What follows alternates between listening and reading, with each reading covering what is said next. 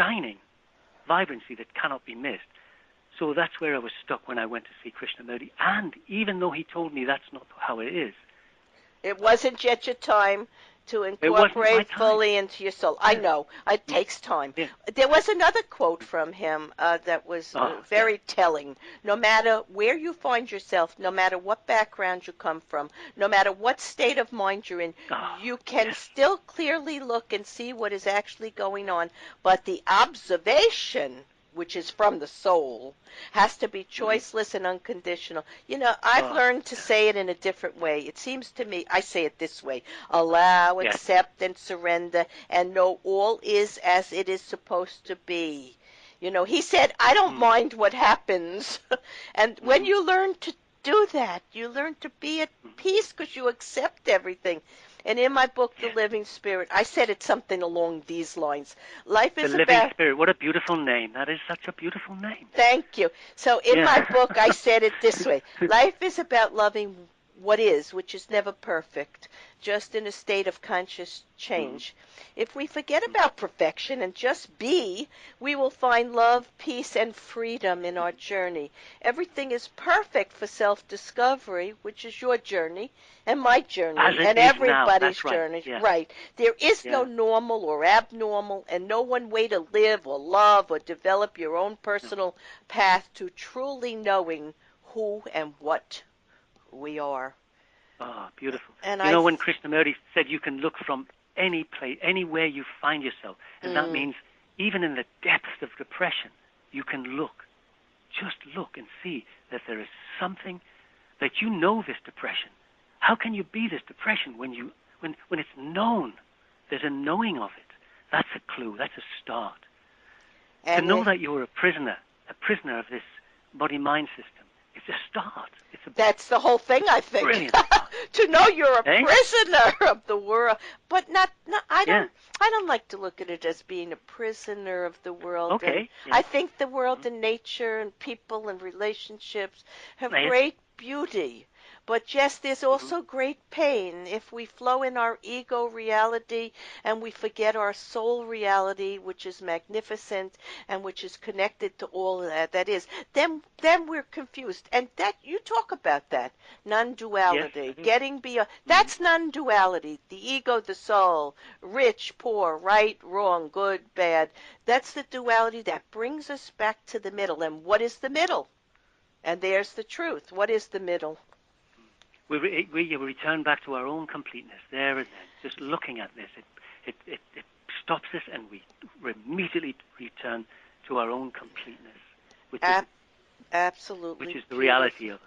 Which is what you discovered after the books and after the travels and after your own intense. Yeah, I did it too. I've read thousands of books. I've interviewed so many people. I always I enjoy it so much because I learn always something new. And it delights me because then I smile within, delighted at the way another person expresses the same truth, and it's beautiful. I can hear it in your voice. I can hear the smile in your voice. Yeah. You know, we want to become what we already are. I love that. I love the idea that what we're looking for is already fully present. It's just overlooked. Yeah. I think that's when I was 3 years old, I remember this clearly. I was on the grass in the Catskill Mountains at a bungalow colony, and I was laying on the ground and I was looking up and I was crying and I said, "Why did you drop me in this place?" So what did that mean? What could a 3-year-old? Who was I talking to? Was it my soul crying out to know what to do in this place because I remembered another place? I remember it clearly, and my mother took a picture. I don't have that picture anymore, but she used to show it to me. And I remembered what I said. I've never met anybody that isn't looking for peace and happiness. Yes. In all of my travels. All of them. But we are peace and happiness. We already are peace and happiness. We just don't know it. But maybe that takes a while, you know. I mean, I was looking for peace and happiness in nightclubs and bars and friends and girlfriends, everything. All of And us do that. Mm. yeah, and it's But still let's going go on. on because I'd like to Yes. hear how you describe this. You and your wife, since you've spent so much time in the foothills of the Indian Himalayas, Oh, yes. I haven't been there. Tell us of that place and the people and how it has all been a great gift to you. Well, we go to two places in the Himalayas. One is on the banks of the river Ganges, and the other is higher up in a place called Almora. And in Almora, there's a ridge called Cranks Ridge, and it's famous for having all these visits from the Beat generation. Timothy Leary and Allen Ginsberg, and even Krishnamurti went there. So we go to this place where they say there's tremendous energy field there. So that has been our attraction for about 40 years, going there and going to Rishikesh. And your listeners may have not heard of Rishikesh, but if they remember, some of them might remember, that the Beatles went to Rishikesh in 1968, I believe. I didn't know that. Yeah, they went there and they studied with the Maharishi Yogi, and the ashram is still there. It's closed now, but it's still there. And I think it was Paul and George stayed on, and the other two left. I think musicians. I know two of them stayed. Yeah, I think many musicians and artists have a way of connecting to the inspiration of universal energy because the language of spirit, I'm an intuitive, so I get messages to help people. They're always very poetic and musical and beautiful.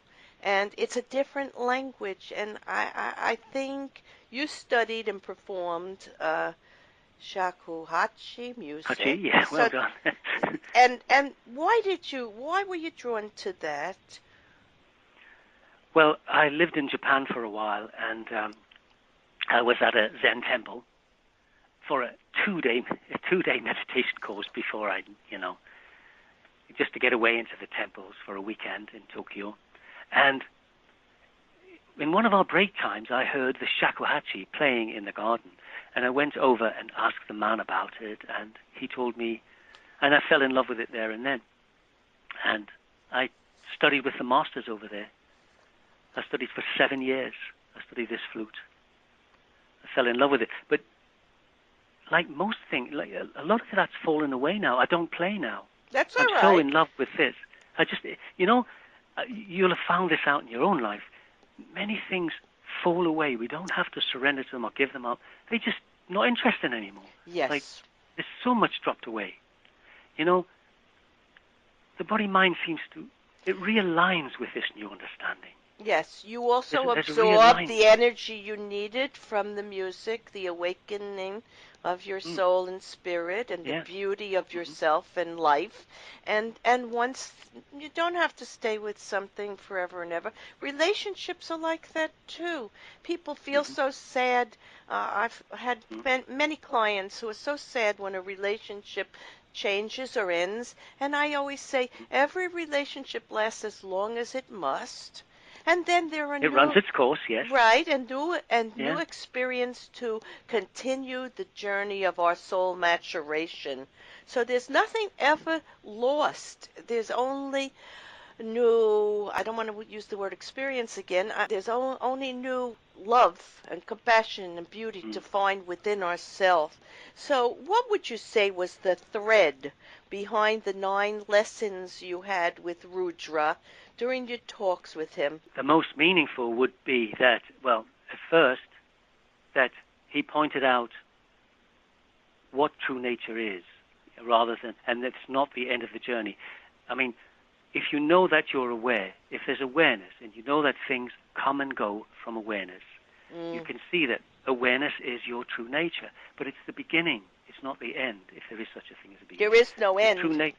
That's right. There's no end. It's not that, oh, hey, I found my true nature and I'm done.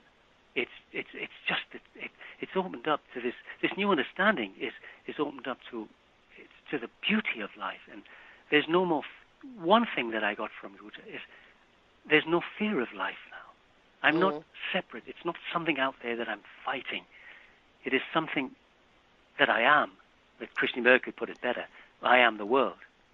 I Yes. think that's one of The the universe main is messages. within us, and we are within the universe. Of Mm-hmm. course, it's all one. We never left there. Even as we're having this physical life, our Mm-hmm. soul energy is still Yeah. around, And he, above, with us. Yeah. yeah. I think he said, you as awareness are simply the knowing of yourself as everything. Is that Oh, correct? yeah. Yes, it's true. At first, we see it that you as awareness, Mm. see things, see objects come and go. And Yes. we move away from this a little early, but we see that we are awareness. And it never changes, but everything else changes. Sometimes we're sad or happy or depressed, or things come and go, but what it takes place in never comes and goes. Things come And and that's the first. go. Maybe things come and go because we think there's separation, but That's there's exactly right. but there's It's no still, separation. that's it. That's the subtle duality. It's still a wonderful place to get to. I don't know if we can move on without finding out that we are this awareness. And then we can move on to see that there is no separation between an inside and an outside, a me and a world, or spirit and other. And this is one of the main lessons, if you like to put, that I got from it. Yes, it is. And you also wrote, you, Uh, Y-O-U, you are another name yeah. for oneness. You have never not been oneness, and oneness has no dimension or location. It is all there is. And that's what I was trying to Oh, say brilliant. before. We Yeah. haven't left the place of our Yeah. beginning. We are Yeah. creation, and we are just exploring wherever we are. We are still always that one. I want to Yeah. thank you. I really want to thank you, Ray Brook, and your wife Diane, for your tremendous willingness to know freedom and to know Oh. life in its uniqueness and unity and oneness without separation, and in its simplicity to be able to enjoy Mm. experience as the true gauge of all that is. You have Oh. shared your travels to many Oh. fabulous places where you engaged with wonderful, colorful characters and their awareness of self, helping you to love yourself and life more fully.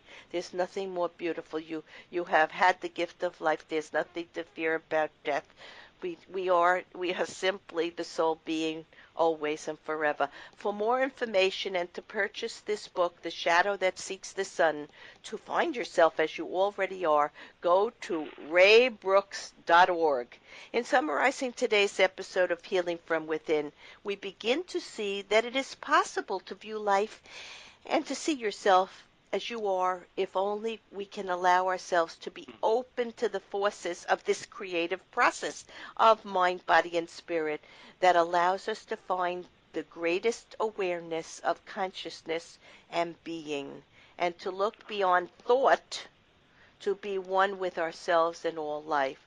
Rudra told Ray, all we are doing here, Ray, is pointing to the real which you alone are. The real is always real. Gold, no matter what it appears as, is never anything other than gold. Whether the gold takes on the appearance of a ring or statue, those apparent objects only ever appear as gold and only seemingly came into existence. The ring or statue is only an appearance. Only the gold exists. There is only ever gold. There is only ever you. And I would assume we're Oh. using gold as a metaphor for consciousness. Ray, Diane, and I would have you know in actuality, there is beyond all the perceptions of mind and physical reality and the fears and limits of our ego, the oneness and openness of our being, which in essence is our soul remembrance of the consciousness where we came from and ultimately never left, and of life or eternal energy, and that is our birthright. I am Sheryl Oh. You. Glick, host of Healing from Within, and invite you to visit my website, SherylGlick.com, to hear and read about explorers in the metaphysical fields of science, spirituality, psychology, the creative arts and music that offer us insights into all that is, was, and will be. Shows can also be heard on webtalkradio.net and Dream Visions 7 Radio.